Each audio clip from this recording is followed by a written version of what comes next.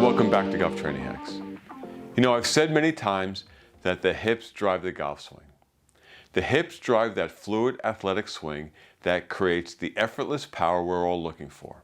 So your hips have to function correctly to get that nice effortless swing. And we've worked a lot on muscles around the hips, like the glute muscles and the hip flexors. But a lot of muscles attach to the pelvis. So in this video, we're going to work on two important areas for hip function. That would be your quadriceps and your lat muscles, because they're also attached to your pelvis, and when they're stiff and tight and not functioning effectively, it makes it harder to rotate. So let's get started working on your quads and your lats.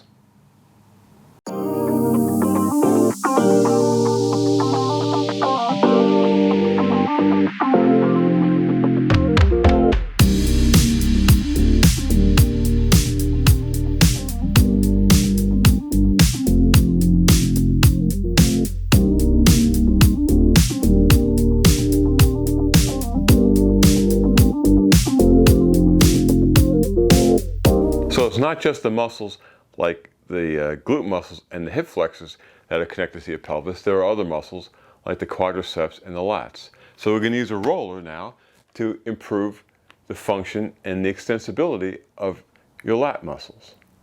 So let's get started. Before we even start, let me just say that rolling up and down on a muscle is not very effective. So if you're on your quad and you're just rolling it like this, you're really not doing too much. But what you are doing is finding what hurts.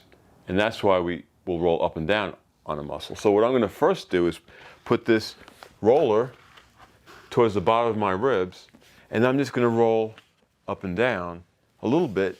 Just, well, you do get some blood flow in there, but just to see where I might be stiff or where I might want to work. Now let's say this is the position that I feel a lot of stiffness or some discomfort, maybe a little pain. There's a couple of things you can do. I'm going to roll across the muscle. So I'm going to go towards the back and then towards the front. And I'll be breathing when I'm doing this, in and out through your nose.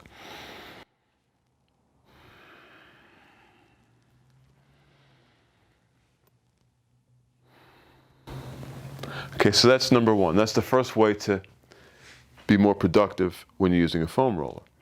The second way, in this case, when we're rolling on our lats, I'm going to put the pressure on the roller.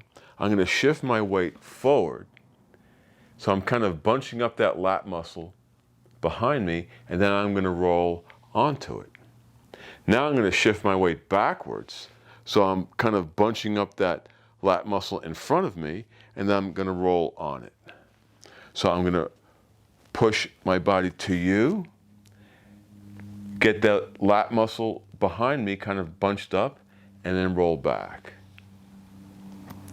I'm going to then push back and roll forward.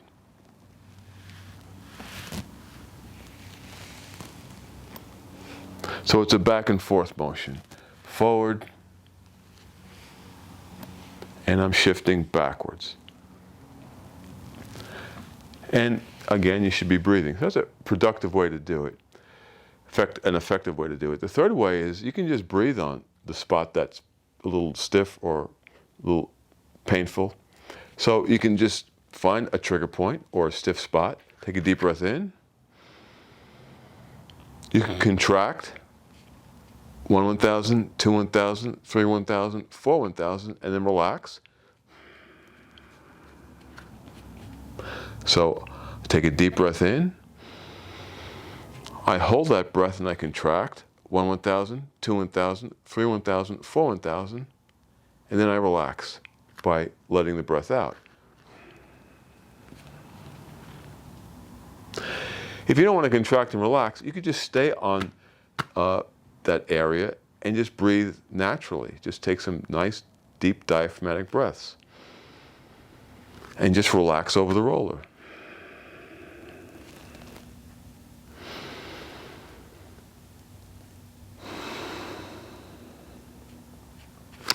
Okay guys, so there are several ways that we can work on the lat muscles, because your lats are connected actually to the upper arm, and into your pelvis. So it's very important for rotation. So getting the lat muscle more pliable, more extensible, and functioning better is going to help with hip rotation. So we just worked on the lats. Now we're going to do the same thing with the quadriceps, except we can add a little different movement to the quadriceps. So you're going to grab the roller, you're going to find a spot, right? So we're going to roll up and down to find a spot that might be a little tender. So I'm just going to say that that spot is kind of tender for me. So again, what you want to do is roll across the muscle, not up and down. So while you're breathing, to roll across it, if you can even get to this, across that side of it. But basically, you're just trying to find spots that are a little tender, a little stiff, maybe even a little painful, and then roll across it. As we did with the lats, I'm going to move this back a little bit. As we did with the lats, you can just breathe into a position. So I found that spot. I'm going to take a deep breath in. I'm going to contract my quad, 1 1,000, 2 1,000, 3 1,000, 4 1,000, and release the breath and release the contraction at the same time.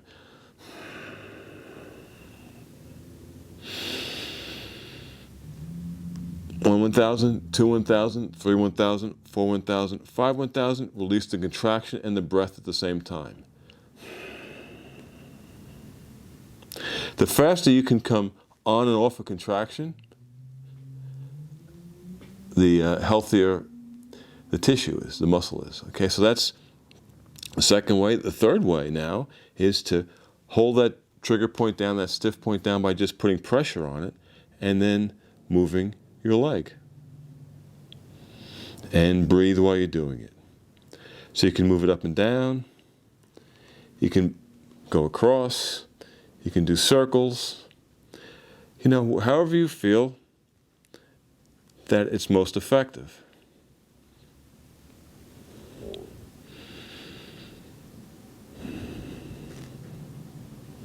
Just like your lats, your quadriceps are attached to your pelvis, and they're important for hip rotation as well. If they're not functioning well, if they're not pliable, if they're very stiff, it's going to limit your ability to rotate from your hips. So once you've done some soft tissue work on your quadriceps, let's add some motion, some isometrics into this to even further improve the functionality of your quadriceps so that you can rotate more effectively from your hips. So let's get into a half kneeling position. And I'm sure you guys have seen this type of stretch going into hip extension on my left side. But we're not just going to hang on this tissue. We're going to actually be more active. So once I'm down here, first thing I'm going to do is squeeze my butt and keep that on. So I want to control this motion, and I want to begin to oscillate in and out while I'm staying contracted in the glute muscle. Working it in and out. So that left side glute, as best you can, should stay on. The other way to do this is as I go into this extension, now I'm going to press my knee into the ground, squeeze my quad, squeeze my glute in an isometric hold. So I'm going to take a deep breath in. Now I'm going to press into the ground with my knee and quad. So I'm pushing my hip into the ground with an isometric contraction. So the quad, the glute, everything is on, and I'm pushing. 1 1,000, 2 1,000, 3 1,000, 4 1,000, 5 1,000, and I release my breath as I release the contraction. And that should get you a little bit more extension. So deep breath in, push and contract, 1 1,000, 2 1,000, 3 1,000, 4 1,000, 5 1,000, release the breath and the contraction together. And I get a little bit more extension out of that. Let's get one more. Deep breath in.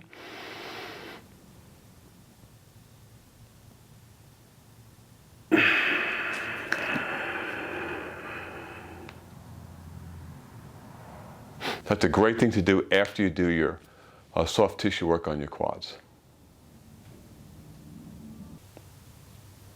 We did some soft tissue work on the quadriceps. We did some isometric work in extension. Now let's put a little more motion into this with a single leg rock. So a basic rock is this. All we're going to do now is change it into a single leg rock. So this leg goes back and we go forward. Remember, if that's all you got, that's all you got. You don't have to be anywhere in particular. If you can go all the way back, that would be great if you can get here. Now let's put head motion into it. We're going to look down and look up.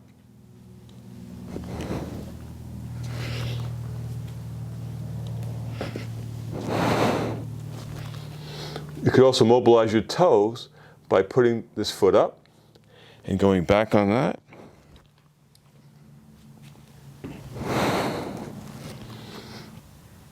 That's a nice way to finish working on your quads.